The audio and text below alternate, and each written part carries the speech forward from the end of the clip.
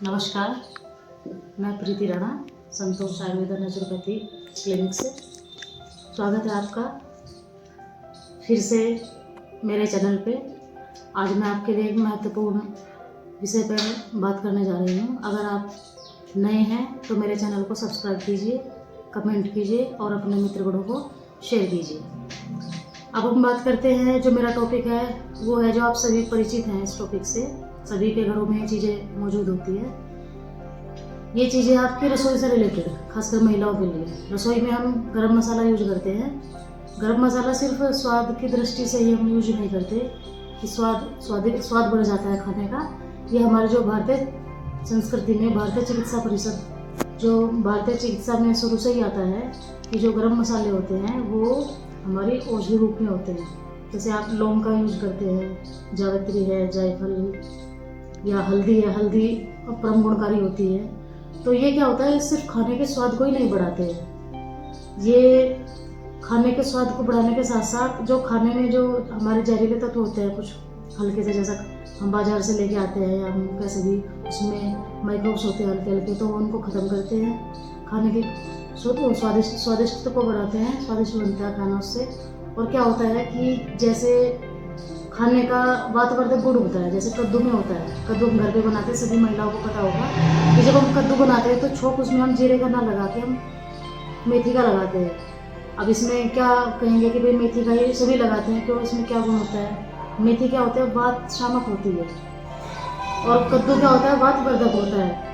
तो कद्दू के वातवर्धक गुण को मेथी क्या करते हैं, शमन करती है।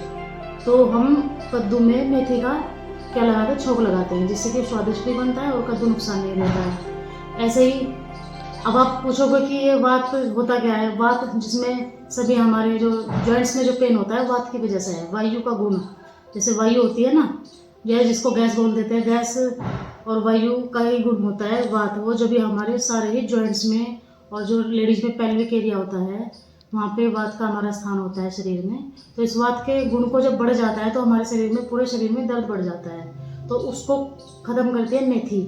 मेथी का छोंक हम किस चीज़ में लगाते हैं, और कढ़ी में, क्योंकि कढ़ी भी क्या होती है, खट्टी होती है, वात वर्धक होती है। तो वात का शमन करने के लिए हम कढ़ी में मेथी यूज करते हैं। ऐसे ही हमारा काली मिर्च होती है। काली मिर्च क्या होती है, ये कफ शामक होती है, इसलिए हम काली मिर्च का यूज करते हैं। जैसे हमने छोले बनाए या कुछ भी ऐसा हम खाना बनाते हैं तो उसमें काली मिर्च तो सभी हम पूरे सब मसालों में यूज होता है। काली मिर्च है, जीरा हो गया हमारा, जिसको बोलते हैं बड़ी इलायची, जिसको ग्रामीण भाषा में टोडे बोलते हैं। उनको पहले माताएं बहनें क्या करते थे, सिल पे पानी डाल के उसको पीसती थी। पीसने से उसका क्या होता था कि जो उसका ऑयल होता था वो निकलता था और मिक्स हो जाता था। ऑयल निकलने के बाद और पानी से उसको निकाल के उसका छोंक लगाते थे, तो वो स्वादिष्ट ज़्यादा हो जाता था। आजकल क्या करते हैं, मसालों को मिक्सी में पीसते हैं। वो पिसाई नहीं होती, वो कटिंग होती है, कटिंग, उसको काट रहे हैं हम, उससे कोई तेल उसका निकलता नहीं है। जो हम सिल पे पीसते हैं उसका उपयोग ज़्यादा अच्छा होता है। तो ये गरम मसाले से भी हम खाने में यूज करते हैं। ये आयुर्वेद की दृष्टि से बहुत अच्छा होता है। जैसे इसमें गरम मसालों में एक चीज़ आती है हमारे यहाँ पे, तेज पत्ता, जो तेज पत्र होता है। तेज पत्र का बहुत ही, ये क्या होता है, इसको हम गर्मी में यूज कर सकते हैं। कुछ गरम मसाले हम गर्मी में यूज नहीं कर सकते, जैसे काली मिर्च हो गई हमारी, लौंग हो गई, इसको हम सर्दियों में यूज करते हैं। गर्मी में गर्म मसाले कौन से यूज होते हैं, गरम मसाला या मसाला बोल दो उसको, तो होता है जैसे इलायची हमारी या तेज पत्र हो गया हमारा। ये क्या करते हैं, हम इसको गर्मी में यूज कर सकते हैं, खाने में, खाने के स्वाद को बढ़ा सकते हैं। राई जो होती है उसको भी हम छोंक लगाते हैं, या कलौंजी का अचार हम उसमें डालते हैं, आम के अचार में डालते हैं, क्योंकि आम भी क्या वातवर्धक होता है। कलौंजी उसको स्वादिष्टता बढ़ाने के साथ साथ जो आम का जो नेगेटिव जो तत्व होता है, ऋणात्मक तत्व जो होता है, उसको अचार में थोड़ा कम करता है और उसका स्वाद बढ़ाता है। तो गरम मसाले हमारे बहुत से घरों में आजकल क्या होता है कि ऐसे कर देते हैं, जो काट लिया, सुखा दिया और हमें पीस लिया, बाजार से हम ले आए। बाजार में बहुत मिलावट होती है, इसलिए ताज़े देख के अपन गरम मसाले लेके आएँ, उनको घर में पहले सुखाएं, सुखा के उनके इमामदस्ते में कूटें। अगर आपको वैसे पीस के डालना है तो वो मिक्सी में ना पीस के आप सिलबट्टे से पीसिए और उसको सब्जी में यूज कीजिए। क्योंकि पेट में क्या होता है, अग्नि मंद जो होती है, कुछ को भूख बहुत कम लगती है, कहते हैं कि जी खाना पचता ही नहीं है, पेट में पड़ा रहता है, भूख बहुत कम लगती है।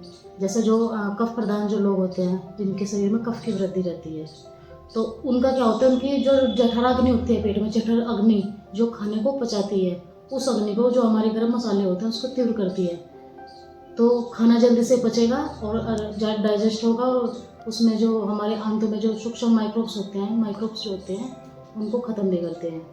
परंतु किसको गरम मसाले खाने चाहिए, जो किसको नहीं, तो ये भी आप अपने स्थिति के अनुसार, जैसे किसी को पाइल्स की प्रॉब्लम होती है तो वो गरम मसाले का यूज ना करें। जिनको बीपी हाई की प्रॉब्लम रहती है वो गरम मसालों का यूज ना करें। तो नॉर्मल है, जो मतलब हमारे 15 से लेके 35-40 साल तक के युवा जो वर्ग आता है, ये गरम मसालों का यूज कर सकते हैं, परंतु समय और काल के अनुसार कि कौन सा समय चल रहा है। सर्दियों के मौसम में गरम मसाले काफ़ी गुणकारी होते हैं। गर्मियों में हम मसाले कौन से सिलेक्ट करें उसका भी एक अलग होता है। जैसे मैंने आपको बताया कि तेज पत्र है, इलायची है आपका, और जावित्री है, ये आप इसको गर्मियों में यूज कर सकते हैं। पर सर्दियों में यूज करने के लिए आपको पता ही है, गरम मसाले जीरा भी मिलाते हैं, धनिया मिलाते हैं। अब इसमें जीरे का उपयोग आप वजन घटाने के लिए होता है, काफ़ी लोग यूज करते हैं, और इसके साथ ही धनिया जो होता है वो हमारे थायराइड को कंट्रोल करने में मदद करता है। धनिया सूखा धनिया है, तो कुछ राज्यों में, हमारे पंजाब में या दिल्ली के आसपास के लोग क्या करते हैं, धनिया की पंजीरी बनाते हैं। तो क्योंकि धनिया परम गुणकारी होता है, तो धनिया को हम यूज करें डेली। अगर कच्चा धनिया है तो उसको उबाल के पी सकते हैं, उसकी चटनी बना सकते हैं। और सूखा धनिया हम घरों में पता ही है कि मसालों में सबसे ज़्यादा धनिया पड़ता है। तो धनिया ऐसा है कि आप गर्मी और सर्दी दोनों में यूज कर सकते हैं। आपकी सौंफ हो गई, सौंफ को आप सब्जी में भी यूज कर सकते हैं, दालों में भी पड़ता है, अगर आप छोले बनाते हैं इसमें भी होता है, या कुछ और मतलब सब्जियां बनती हैं घरों में, दाल बनती है उसमें भी सौंफ का यूज कर, जैसे उड़द की दाल में भी हम डालते हैं सौंफ। वजन घटाने के लिए सौंफ और जीरा बहुत अच्छा रहता है।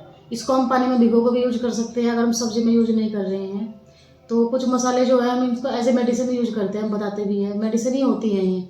हल्दी जो परम गुणकारी है, उसको जले कटे में आपको सभी पता है, बूढ़ी दादी नानी ने बताते थे कि हल्दी और नमक मिला, हल्दी और तेल मिला के, सरसों का तेल मिला के घाव पे लगा लो तो रात में ठीक हो जाता था।